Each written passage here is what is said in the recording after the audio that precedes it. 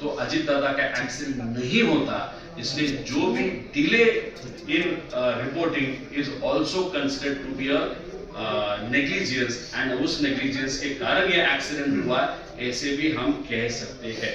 ये कौन लोग हैं जो बीएसआर को इतना सपोर्ट करें, जैसे आपने 2023 के हादसे करने को किया, आपने गलत जानकारी देने की बात की, क्या लगता है कौन लोग हैं जो जिनकी वजह से? इसलिए तो हम रिक्वेस्ट करते हैं कि इन्वेस्टिगेशन होने की जरूरत है। कौन व्यक्ति है जो वीएसआर कंपनी को सपोर्ट कर रहा है? इतना बड़ा हादसा 2023 में होने के बाद यूरोपियन एजेंसी ने उनको वहां पे उनका लाइसेंस कैंसिल करने के बाद भी इंडिया के बहुत सारे वीआईपी अलग अलग क्षेत्र के, पॉलिटिकल से लेके स्पोर्ट्स से लेके सिनेमा तक, उनको ये वीएसआर का जो फ्लाइट है या प्लेन है वो इस्तेमाल करने की वहां पे परमिशन दी थी। उसी के साथ ये 27 प्लेन्स है, 27 प्लेन्स टोटली वीएसआर का जो सिंह है उनके मालिकी का नहीं है। उसके बहुत सारे ऐसे इन्वेस्टर्स हैं, वो अलग अलग लोग हैं, इंडस्ट्रियलिस्ट है या कोई और है, उनके भी प्लेन ये मैनेज करते थे, दिखाते थे कि खुद के प्लेन है, ये प्लेन किसके कौन से है। ये जो 27 कंपनियां हैं वो किसकी कंपनियां हैं, इसमें डिटेल में जाने की जरूरत है। एरो नाम की जो कंपनी है वो भी कंपनी किसकी है, वो भी डिटेल में जाने की वहां पे जरूरत है। अगर पैसा कमाने के लिए इतना बड़ा नेग्लिजेंस वहां पे किया जाता है, या दोस्त की कंपनी को सपोर्ट करने के लिए इतना बड़ा नेग्लिजेंस किया जाता है, तो आगे जाके सेंट्रल गवर्नमेंट के मिनिस्टर्स भी ये वीएसआर का प्लेन इस्तेमाल कर रहे हैं। सचिन तेंदुलकर जैसे लोग भी ये वीएसआर का प्लेन इस्तेमाल कर रहे हैं, एक्टर से लेके लीडर्स तक। तो ये बहुत बड़ी गलती, जो भी व्यक्ति ने इसको सपोर्ट किया वो गलती की है। इसमें अनफॉर्चुनेटली मेरे अंकल का डेथ वहां पे हुआ है। मेरा रिक्वेस्ट यही है कि वीएसआर को आज के आज वहां पे बंद किया जाएगा, आरओ को आज के आज बंद किया जाएगा, क्योंकि हम पवार फैमिली को जो नुकसान वहां पे हुआ है, महाराष्ट्र को नुकसान हुआ है, वो कोई भी नेता जो पावर में है या नहीं है, उनको या जो भी अलग सेलिब्रिटी, उनको उनके फैमिली को ये तकलीफ न हो, इसके कारण हम विनती करते हैं।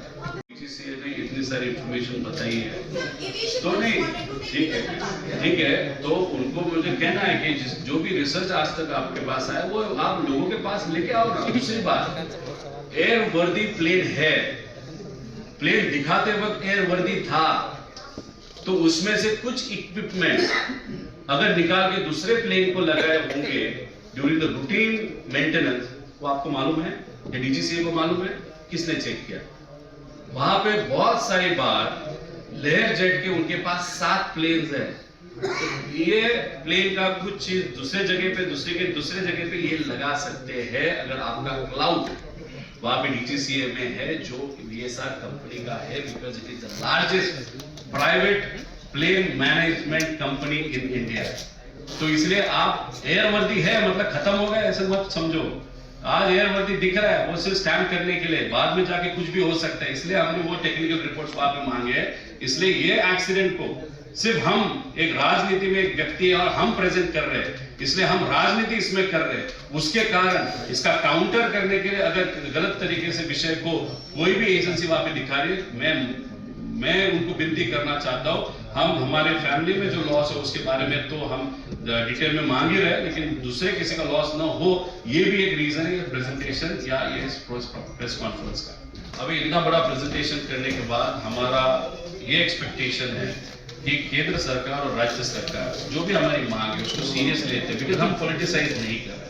अगर इस विषय को हम पॉलिटिसाइज नहीं कर रहे तो उसका जेन्युइननेस उस एजेंसी और नेताओं को पता चलेगी, और ये जो इन्वेस्टिगेशन है जो धीमे गति से चल रही है वो जरा सा स्पीड अप वहां पे की जाएगी, और अगर वो होगी तो कोर्ट में जाने की कारण नहीं, और हमको कोर्ट जाना ही नहीं है। हम अपेक्षा करते हैं, हमको विश्वास है कि राज्य सरकार और केंद्र सरकार और एजेंसी ये प्रॉपर्टी इन्वेस्टिगेट करेंगे, लेकिन करते वक्त हमारी ये भी रिक्वेस्ट है कि बाहर के अच्छे कंट्रीज की 2 एजेंसियां जिसको बहुत बड़ा अनुभव है इस टाइप के एयरक्राफ्ट के, वो एजेंसी को भी इस इन्वेस्टिगेशन का पार्ट किया जाना चाहिए।